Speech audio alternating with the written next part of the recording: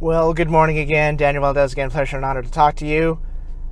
We got to go over this performing arts Aerosol study. The preliminary results were released publicly on Monday. Came down Monday afternoon-ish, evening-ish. Got to read it over and over and over and over and over again. We're going to go over it. Basically, here's what I'm going to do. I am going to attempt to break this down in the most layman of terms from the most layman of people, myself. I'm going to try to put it in the context of what a rehearsal or basically what a rehearsal or a performance would look like, or what day-to-day operations would look like for a marching band, considering the preliminary results that came out yesterday. So, I'm sure there's going to be a link. If there's already a link on the TexasBands.com Facebook page, there's a link on my Instagram page at Danpodcast. I'll probably put one if you're listening on YouTube. There will probably be one there too, and there'll probably be one in the description here as well. So, this is a big deal. Pretty much every single performing arts organization in the country backed this study. They needed answers. They needed something as quickly as possible, some sort of scientific something, like I said, bucket of science that will give them general guidelines or just some information of how this stuff kind of works. So basically we're talking about water droplets here. Now keep in mind, I'm not anywhere close to being a scientist, but we'll see. We'll try to break it down together, because I know people had a lot of questions like, what does this graph mean? What does this graph mean? And stuff like that. And I'm not going to be able to explain the graphs. I'll just be able to kind of give you just, like I said, a very layman perspective on it. So, with that being said, we doing nerd-in stuff? Might as well, because I'm not sure if I'm going to be able to do a nerd-in this year. So, with that being said, we are at the University of Colorado at Boulder for the Performing Arts Aerosol Study, Round 1 preliminary results. We tested, not we, but they, smart people smarter than me, tested a clarinet, a flute, a French horn, a soprano singer, and a trumpet, of how air flows through the instrument and what kind of guidelines we can expect there. So if you want to follow along, you can on the Aerosol study. By the way, you need to watch these videos that they came out with of some of the lab work that they did. They're really, really, really, really interesting. So I highly suggest you read this thing thoroughly and then watch the videos that are attached in the document. So obviously we got to go through disclaimers first, because we got to put this whole thing into context. So basically, it says the results that we got yesterday were from the first week of testing. The study is by no means anywhere close to being done. This is preliminary results. Like I said, the whole performing arts community got together and they said, we need results. We need something to move forward to see what we can do for fall of 2020, what that's going to look like, if there's additional equipment to be purchased or be made. We're not sure. We just need that. We need that figured out. We are providing these preliminary results to assist in the safe return to classrooms. Normally, we do not release data until they have been quality assessed and peer-reviewed. So they're basically telling you, we never release results like this, but because of the unprecedented community response, we went ahead and released these. It's still got to be quality assured and peer-reviewed and do that whole scientific stuff. So keep that in mind. It didn't use a live virus. It didn't use it didn't use an infected person to test this. We're just basically trying to figure out basic stuff regarding water droplets and musical instruments, wind instruments. That's all we're trying to figure out. So I know a lot of people had questions on that, like, hey, are we going to give somebody COVID and then make them play a clarinet for a while or something? No live virus was used. No infected people were used. It was done in a clean room for testing purposes. So this is basically what they came down with. So obviously it needs to be peer-reviewed and all that fun stuff. So I know I took notes on this. Here we go. So exploratory results, they basically said concentrations of aerosols were relatively higher for instruments that have straight shapes from mouthpiece to bell. So the clarinet and the trumpet, get your jokes in here. Anything with like a straight path from the mouthpiece to the bell, that had a higher concentration of aerosols. That's what this thing is saying.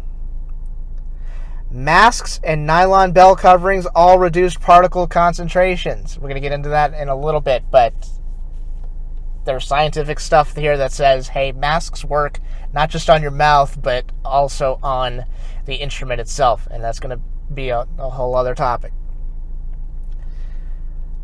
So here's what they did. They basically did 3 case studies. They did 1 outdoors, and they did 2 indoors. This is very important. Here's what the outdoor study case provided.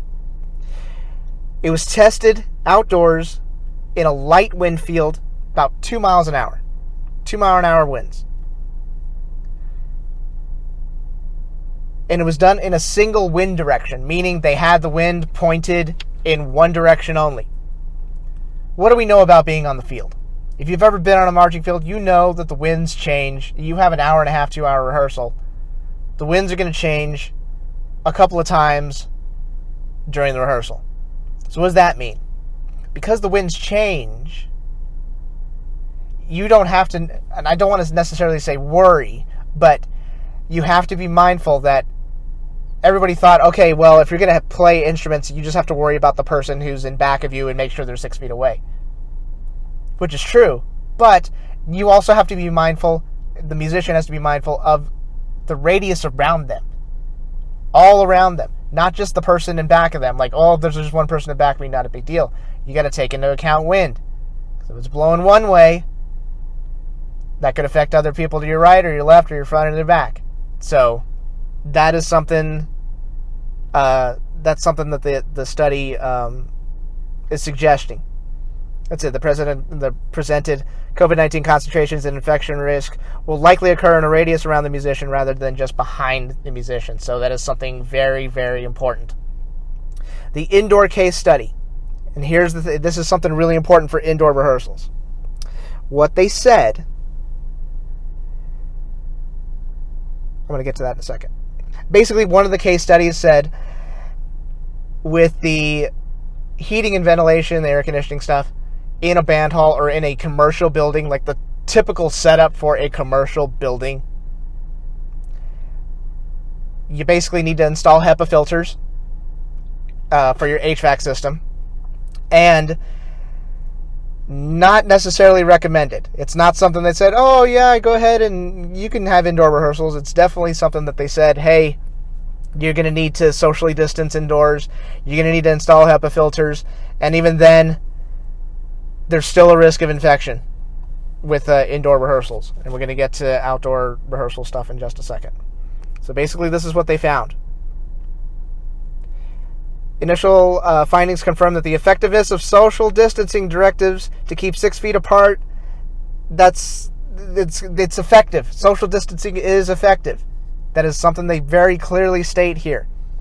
6 feet apart is the boundary around an infected person, and then if you're within that 6 feet and you're infected, you have a greater chance and there's a greater risk of infecting other people if they're within that 6 feet boundary. Especially, and this is very important, especially with an exposure duration greater than 30 minutes. So anything above 30 minutes, if you're within 6 feet of somebody for longer than 30 minutes, the risk of infection goes up.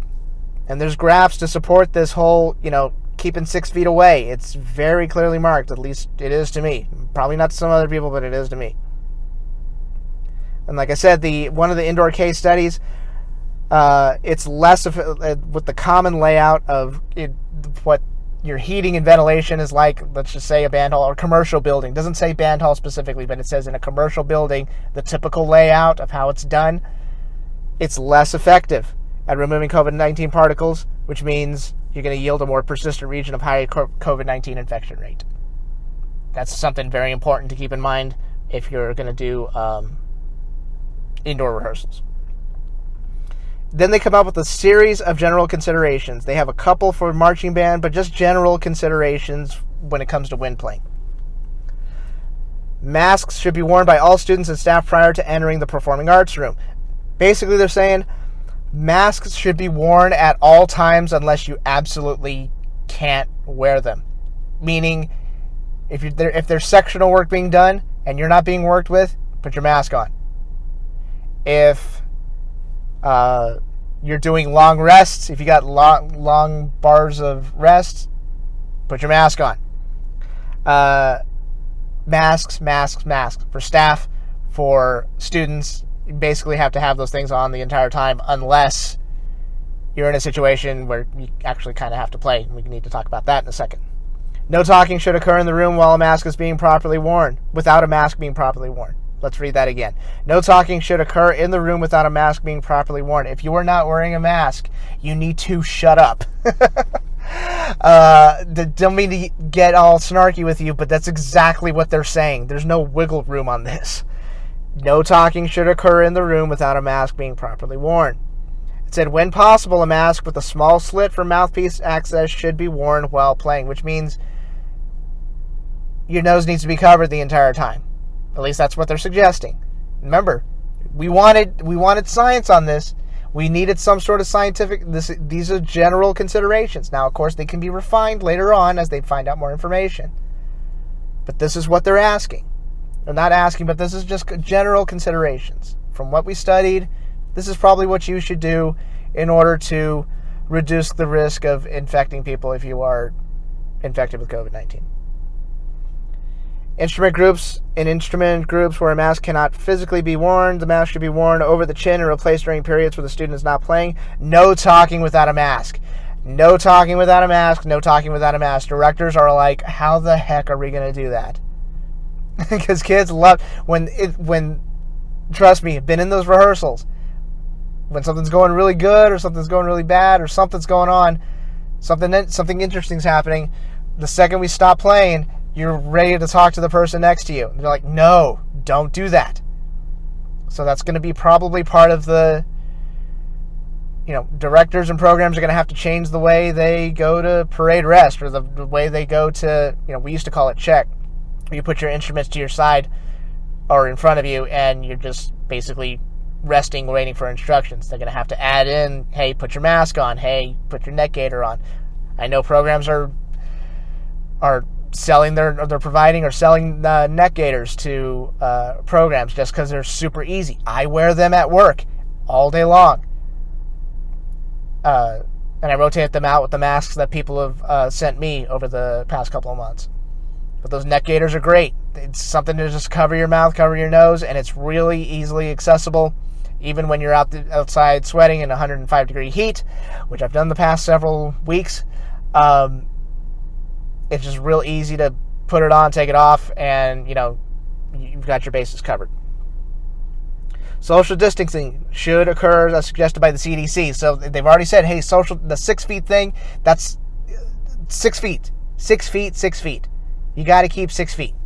That's what they're suggesting. Again, general consideration. Do programs have to follow it? No, they don't. But this is the science that people wanted, and this is the science we got. 6 foot 6 base. If you can do that, straight lines should be used, as curved setups can affect the aerosol movement in a room. So if you're indoors, remember, concert arcs might be a thing of the past, at least until we get this whole thing under control, hopefully sooner than later. So they want to do straight lines. Curved formations, it's going to be difficult to do. You change the direction of the aerosols in the room, especially if you're indoors. That could put you at a higher infection risk. Students should sit all facing the same direction, back to front, to minimize potential exposure. Again, kind of goes along with the straight lines thing. Trombones should have an additional 3 feet of distancing, making their space 9 by 6. A lot of programs already do this in their drill. A lot of programs already do this when they do concert arcs or when they're indoors. It's kind of something like, yeah, the trombones need a lot of room because, well, they're special. Sorry, trombone players. Spit valves should not be emptied on the floor. Period. Do not empty them on the floor. Recommended using a puppy pad or similar to catch the contents of the spit valve and discard. Gross, but them's the breaks. Do not empty it out on the floor. That's part of their general considerations. An option to indoor poorly ventilated space might be an open-sided tent. Doesn't allow sunlight or vertical mixing effects, but does reduce sun exposure to students. So that's something that, hey, if you're able to do it, like for small ensembles, maybe a giant outdoor tent keeps them away from the sun. You're not necessarily indoors the entire time, and that's a general consideration. Marching band, obviously, it gives a link to some more guidance, not necessarily through the COVID study, but resources that have been available for the past couple of months already. Marching band. Bell covers are highly recommended as masks for the instrument. Bell covers can be made out of multi-layered high nylon material and provide a barrier for aerosols. That's what they're suggesting. Masks, bell covers on the instruments. Bell covers on the instruments. Now, this is a little bit more difficult for woodwinds because air comes out of the keys. So, bags. UnitedSound.org has templates. I became aware of this yesterday. They have templates on how to make bags and, I believe, bell covers for instruments and stuff like that. And it shows like step-by-step process on how to do it. That's what they're suggesting. Not only do you need a mask for your face, it's highly recommended that you provide a mask for your instrument, a bell cover, something. That's going to be pretty interesting on how our program's going to be able to, and again, this isn't law, this isn't anything like that. These are just, because of the science, this is what we're suggesting. Do programs have to follow it? Not necessarily. So, bell covers on your bells. Basically a mask for your instrument. Isn't this crazy? in this, what a wild time we live in. What a wild time we live in. These are their suggestions, and we'll see how programs react to it. Outdoor rehearsals are considered best practice. And it says indoor rehearsals using CDC guidelines plus bell covers may be considered. So they're the main points here are you need a mask for your face, and it's highly recommended you mask up your instrument. And again, woodwind instruments, that's going to be more difficult to pull off.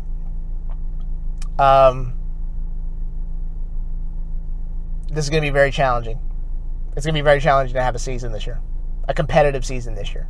And I know a lot of districts yesterday in the Dallas-Fort Worth area put an end to their competitive season. They'll learn a pep show or a halftime show if they're allowed to go to the games. Jury is still out on what that's going to look like. We're still trying to figure out how to get kids in school, and a lot of districts are starting to say, hey, we're doing 100% virtual learning the first 3 weeks, including fine arts, including athletics. I mean, the next couple of weeks are going to be very interesting. Very, very, very interesting. That's the study in kind of a nutshell. Like, it has some information, but then again, they still got a lot of work to do. And the reason they released these results is because, like I said, all these performing arts organizations, they have a lot at stake here. There's a lot of financials that are involved in whether they're able to get off the ground in 2020. And that sort of thing could affect them for years and years and years. So they needed some sort of answers. They needed something. And there's going to be more information to come out. This study's not done yet. And you're going to have more information regarding singers and more guidance that they can provide. It's going to come out later this month. But as far as wind instruments go, this is what they're asking. Socially distance. Keep your masks on. No talking without a mask. Bell covers for your instruments. And I know a lot of band parent organizations were like, well, I guess we need to get to work to make bell covers. And there are templates out there and how to make them, or if they need to be purchased, or however programs decide to do that. Like I said, like I've said before, every program's different. Every program is going to try to handle this in the best way that they possibly can. So, those are your guidelines for the performing arts, the aerosol study so far. Now, of course, information could, in a couple of weeks, when they release some more results from singing and whatnot, they'll have better guidance. But as far as right now, this is what the performing arts community needed. This is what they asked for. They needed some answers. They needed to know how this stuff works. And this is what you got. Socially distanced, bell covers, outdoor rehearsals. And then, of course, masks for your face. How that's going to be implemented, I have no idea. Depends on the program. Depends on whether they're going to have to buy them or if they're going to have enough band parents to be able to sew covers for each of these instruments. It's going to be a challenge, but like I said, these are just general considerations. Programs don't have to follow them, but this is what programs asked for. So take that however you want. Things got more complicated. Like I said, on Monday, a lot of programs in a lot of districts in the Dallas-Fort Worth area and some programs in the Houston area announced that they're going to have to scrap competitive season just because they're not going to be able to ensure safety, whether they're traveling to contests or whether they're going to be traveling to football games. And decisions, like I said a week ago, decisions are going to have to be made. They're going to have to be done, and there's not, we have to make the call at some point of whether we're going to have a competitive season or we're going to do some sort of exhibition or what we're going to do. We haven't even talked about travel yet. We haven't even talked about travel very much. It seems so far down the road, and how are you going to get a program safely to different parts of the state where, the infection rate is higher or, whatever. So it's going to be an interesting couple of weeks. This aerosol study came out. Thank you so much to the University of Colorado Boulder for their continued work on this study. This is not an easy task. It's not an easy thing to do. I hope I've done a decent job of explaining it in a very layman's kind of way, but this is the world we live in now, and we're going to have to see, we're going to have to try to make the most of it as best we can and as safely as we can. I'm done here. Keep in tune for more information. TexasFans.com Facebook page. Thank you all so much for, participating in the conversation there. Try to keep those comments, try to keep them civil. I know it's difficult. I get it. But, we can remember it's about those kids. So we need to be mindful of that. Follow me on Instagram at DanPodValdez, and let's just keep going. Let's see what's going on next. I'll talk to you in a couple of days when I'm sure some more information will come out regarding what's going to be going on for the fall 2020 marching season. I'm done here. Thank you all so much for listening. I will talk to you soon. Take care. Adios. Bye-bye.